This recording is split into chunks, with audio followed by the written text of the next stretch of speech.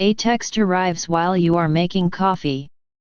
It says a package cannot be delivered, your bank noticed a large purchase, or you owe a small road toll.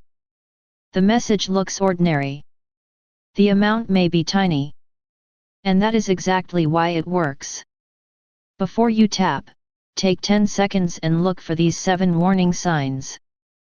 According to the United States Federal Trade Commission, people reported losing $470 million to text message scams in 2024. That was more than 5 times the amount reported in 2020. Those are reported losses, so they do not represent every incident. But they show why a simple pause can matter. Here is the rule we will use throughout this guide. Stop. Check. Contact. Stop before reacting. Check the message for warning signs. Then contact the company through an official app, a statement, or a website you already know. Never use the link or phone number inside the unexpected message. The first warning sign is unexpected contact. You did not request a delivery change. You did not apply for that job. You were not already speaking with the bank. Legitimate companies can send unexpected notices, but a surprise message that asks for action deserves independent verification. Fake package delivery problems were the most commonly reported text scam in the FTC's 2024 sample. The message may ask for a small redelivery fee or an address update. Instead of tapping, open the retailer's app or type the carrier's known website yourself and check the tracking information there. The second warning sign is pressure. Your account will be locked. The package will be returned. A fee will increase tonight. Scammers want speed because speed leaves less time to think or ask someone you trust. A real problem can survive a careful verification. Slow down.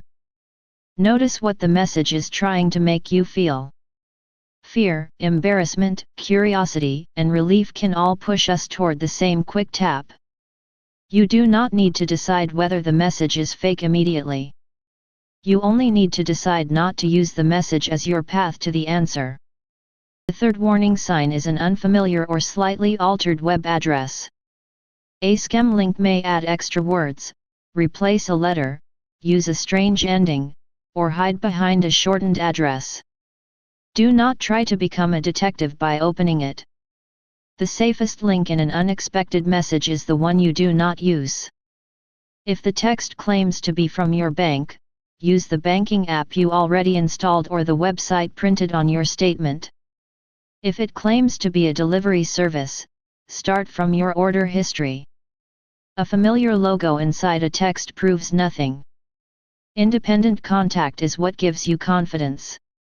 The fourth warning sign is a request for a password, verification code, social security number, card number, or banking detail. A one-time code is especially important. If someone asks you to read it back, they may be trying to enter your account at that exact moment. Do not share it. The fifth warning sign is a demand for a hard-to-reverse payment. Gift cards, cryptocurrency, wire transfers, cash, and payment apps are common examples. The story may change, but the payment instruction often stays unusually specific. No legitimate bank needs you to move money into a so-called safe account. The sixth warning sign is a prompt to reply yes or no, or to call a number in the text. A fake fraud alert may claim that a large purchase needs confirmation. Replying tells the sender the number is active, and calling can connect you to a convincing fake department.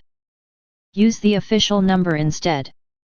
The seventh warning sign begins innocently. A stranger says hello, asks about coffee, or pretends to have the wrong number. If you respond, the conversation may slowly become friendly or romantic before turning toward an investment opportunity. You do not owe an unknown sender a reply. Delete and report the message. Verification should happen outside the message. Close it. Open the company's official app, type the web address you already know, or use a phone number from a statement or the back of your card. Ask one simple question: did your organization send this message? That separate route breaks the scammer's control. If you opened a suspicious link but did not enter information, close the page. Do not download anything or accept notifications. Update your device and browser, then use the built-in security tools to check for problems. If the device behaves strangely, get help from a company or technician you already trust. If you entered a password, go directly to the real service and change it. If you reused that password anywhere else, change those accounts too, starting with your email. Turn on two-step verification where available. Never return through the suspicious message to make these changes. If you shared payment information or sent money, contact the bank, card company, or payment service immediately using verified contact information. Ask whether the transaction can be stopped or reversed and what protections should be placed on the account. Fast action matters, but verified contact still comes first. Use your messaging app's report junk option and block the sender.